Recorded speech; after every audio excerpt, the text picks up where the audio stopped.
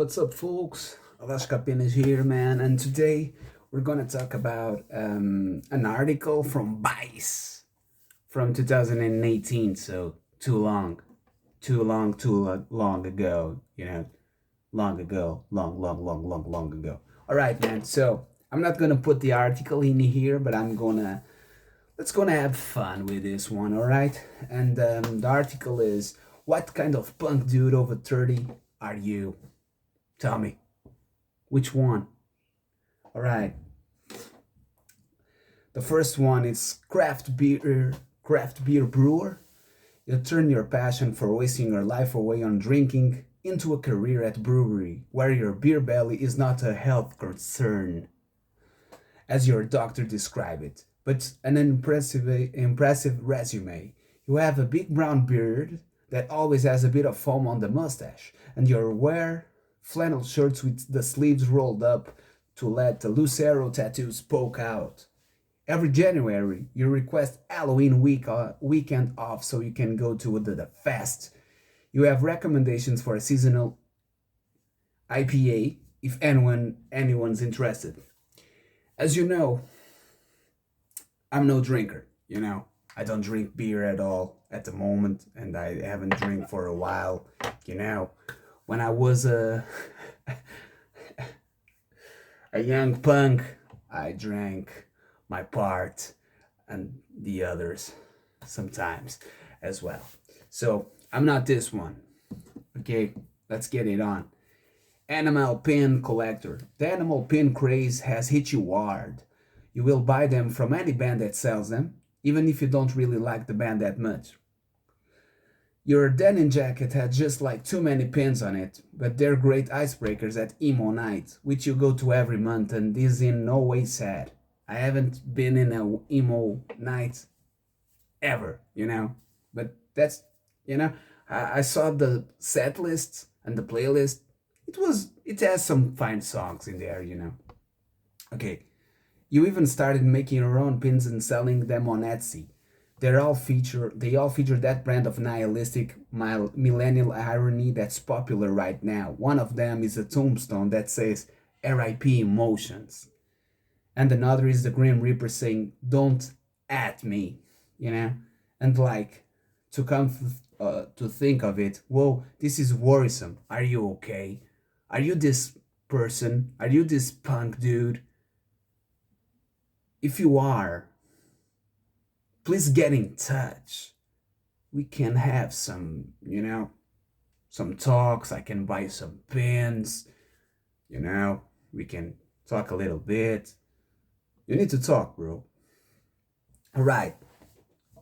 I'm not this one, and also. After this one, you get Facebook Ranter. Everyone else has moved on to Instagram and Snapchat. But God bless you, you're hanging in there and on the only social network that still lets you send Candy Crush invites. Facebook. You're using the site for the reason Mark Zuckerberg intended. What? 500 word screeds about things that grind your gears, riddled with typos, grammatical errors, and misinformation you heard secondhand. This is dated. This is dated as hell, man. But yeah, these status updates largely get posted in the voice since most of your 298 friends have muted you. Your idea of keeping up with the punk scene is sharing every single Hard Times article and tagging the fellow dudes they apply to. Every meme you post is either all grainy from being reposted a gazillion times, or is an horizontal image that you screenshotted vertically. You think this article is poorly written but cannot elaborate further. I'm not this one as well. I don't do rants on Facebook. All right, after this one is cryptocurrency millionaire. I'm sorry, but if you ever into the punk rock scene, or if you're into punk at all, you will not turn into crypto, bro. Sorry, you're just, I don't know, man. Go to somewhere else. Go. I don't know, man. Go fuck yourself, maybe. All right, this one is too damn real. Not only on the punk scene, but in every scene as well, almost. The CrossFitter. A breakup hit you pretty hard, so you decided to get in shape to boost your confidence. It was either CrossFit or indoor rock climbing, and you're afraid of heights, so you found a friendly community at local CrossFit. Now you'll get to throw barbells around in your Jane Doe shirt and feel very disciplined and give people high fives after a good set of snatches. Suddenly putting on muscle after decades of drinking beer and watching wrestling on the couch has turned your body a weird lumpy potato shape. Though, but that's okay, because you're feeling good. You track your WODs in your network. I don't fucking know what this is. And post videos of PRs on Instagrams with the hashtag squat and destroy. Your protein farts smell terrible. Alright. I'm not this guy. I mean, after this one, man, this just terrible, man, you know. This is horrible. Sorry, I don't know what the fuck the word I say. Men's right activist. Go fuck yourself, you're fucking incel. Go listen to some real punk, alright? If you're into punk and you're a man right activist, you're doing it wrong, man. Go look to your left, look to your right, see a brother and sister, man, hug them all. Cherish the punk scene, you know, share some love, share good music, and fuck your manhood. Go fuck yourself. All right, after this one, maybe I'm this one, you know, record collector. You don't get out to shows much these days because it's hard for you to stay out past 10. But you still collect records, which has carefully alphabetized on your IKEA Kallax shelves. Not real. You order every release from Death Wish in every color variant. I really like Death Wish, but I haven't bought so many things from them. I think I only have one record from Death Wish, and it's a Virgin Row CD, not a record. It's a CD. You live on your Discogs account, which has your entire collection cataloged. Sorry.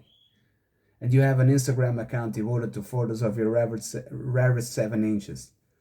Not true. You're always on the lookout for all level playing test pressings and an original copy of Explosions in the Sky of Strange Innocence.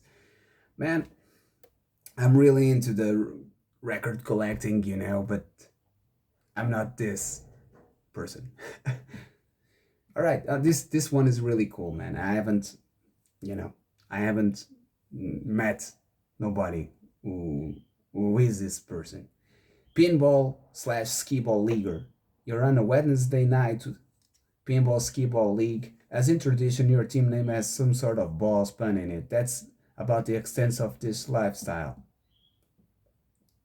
This one is too real also. Barbershop culture enthusiast.